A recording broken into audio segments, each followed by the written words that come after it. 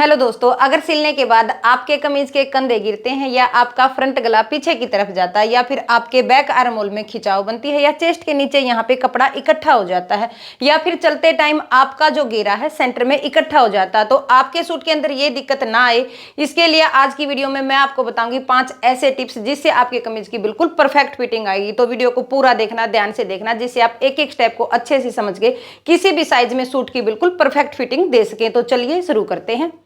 सबसे पहले हम बात करेंगे हमारा गला कंधे से क्यों उतरता है। उसके लिए जब भी आप कमीज की कटिंग करते हैं और तीरे का निशान लगाते हैं तो उसके लिए आपको अपने तीरे को प्रॉपर तरीके से नाप लेना है और तीरे को हम हमेशा लेते हैं बैक गले के हिसाब से। अगर आप अपना बैन या कूलर वाला गला बना रहे हैं तो उसके अंदर जितना आपका प्रॉपर तीरा है उसके अंदर 1 इंच प्लस कर लेना है। अगर आप गला बना रहे हैं 6 या 7 इंच का तो जितना आपका प्रॉपर तीरा है उसमें से आपको 1.5 इंच माइनस कर देना है। अगर आप डीप गला बना रहे हैं 8 या 10 इंच का तो उसके अंदर आपका जितना प्रॉपर तीरा है उसमें से 2 इंच माइनस कर देना है। इस तरीके से आपको तीरे का निशान लगाना है, इससे आपका तीरा कंधे से नहीं उतरेगा। उसके बाद आपको तीरा डाउन रखना है। तीरा डाउन आप रखेंगे, अगर आप 6 इंच तक का गला बना रहे हैं तो ½ इंच तीरे को डाउन रखेंगे। अगर डीप गला बना रहे हैं तो तीरे को बिल्कुल बराबर रखेंगे, इसके अंदर आपको तीरे को डाउन नहीं रखना है। अगर आप बैन या कॉलर वाला गला बना रहे हैं तो आप तीरे को ½ इंच डाउन रखेंगे। इस तरह से आपको तीरे को डाउन करके रखना है। अब बात करते हैं, अगर आपका फ्रंट वाला गला पीछे की तरफ जाता है तो उसके लिए आपको किस तरह से फ्रंट और बैक हिस्से को लेना है।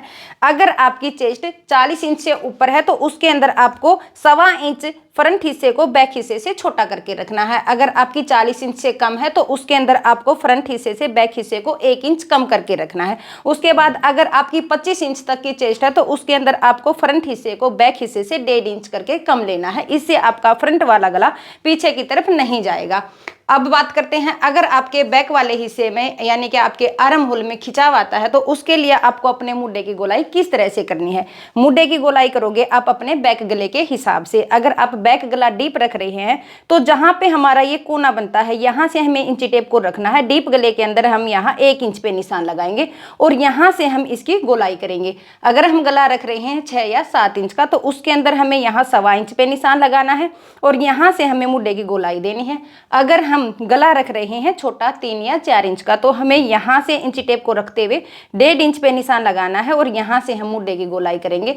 इस तरह से अगर हम इसकी कटिंग करेंगे तो हमारे बैक वाले आर्म होल के अंदर खिंचाव नहीं आएगा। अब जिनकी चेस्ट से अच्छी फिटिंग नहीं आती, आपकी चेस्ट के अंदर खिंचाव बन जाता है, दबाव बनता है या फिर चेस्ट के नीचे यहाँ पे कपड़े का गुब्बारा बन जाता है, तो उसके लिए जब भी आप कमीज की कटिंग करते हो तो उसका आपको प्रॉपर तरीके से चेस्ट का यहाँ पे निशान लगा लेना है। और जो आपने निशान लगाया है यहाँ से आप नीचे की तरफ 2.5 इंच पे ऐसे निशान लगा लोगे और अंदर की तरफ आपको निशान लगाना है 1 इंच पे। इस निशान को इसके साथ इस तरह से मिलाते हुए आपको गोलाई में यहाँ पे सिलाई लगानी है। अगर आपकी चेस्ट नीचे की तरफ आई हुई है यानी कि जिस ओल्ड लेडीज की या फिर एज के साथ साथ हमारी स्किन लटक जाती है, तो अगर आपके साथ ये प्रॉब्लम है तो उसके अंदर आपको क्या करना है, आपको इंची टेप को इस तरह से रख के नीचे आपको 3.5 इंच पे निशान लगाना है।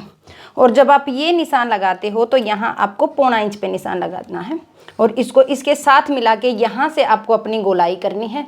और जब आप ये कमर का निशान लगाते हो, कमर का निशान भी आप सबका एक जगह पे नहीं लगाओगे। कमर का निशान हम साइज के हिसाब से लगाते हैं। ये हम लगाते हैं 7 इंच पे। अगर आपकी चेस्ट नीचे की तरफ आई हुई है तो हम यहाँ पे निशान लगाएंगे 7.5 इंच पे। अब अगर चलते टाइम आपके कमीज का घेरा सेंटर में इकट्ठा हो जाता है इस तरह से, तो उसके लिए जब भी आप हिप का निशान लगाएंगे वो अपने बॉडी के हिसाब से लगाएंगे।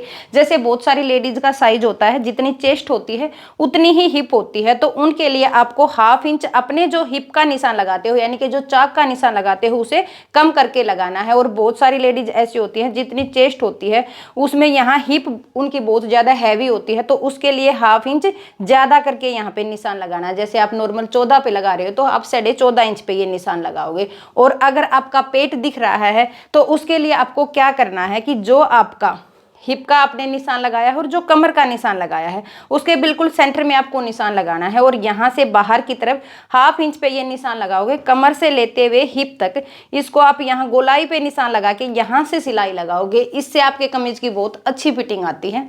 तो इस तरह से अगर आप छोटी छोटी और जरूरी बातों का ध्यान रखते हुए कमीज की कटिंग करोगे तो आपके कमीज की बहुत अच्छी फिटिंग आ जाएगी। तो आपको वीडियो कैसी लगी मुझे कमेंट में जरूर बताएं। अगर आपको कुछ समझ नहीं आया तो आप मुझसे कमेंट करके पूछ सकते हैं। वीडियो को ज़्यादा से ज़्यादा शेयर करें, चैनल को सब्सक्राइब करें। खुश रहें, धन्यवाद।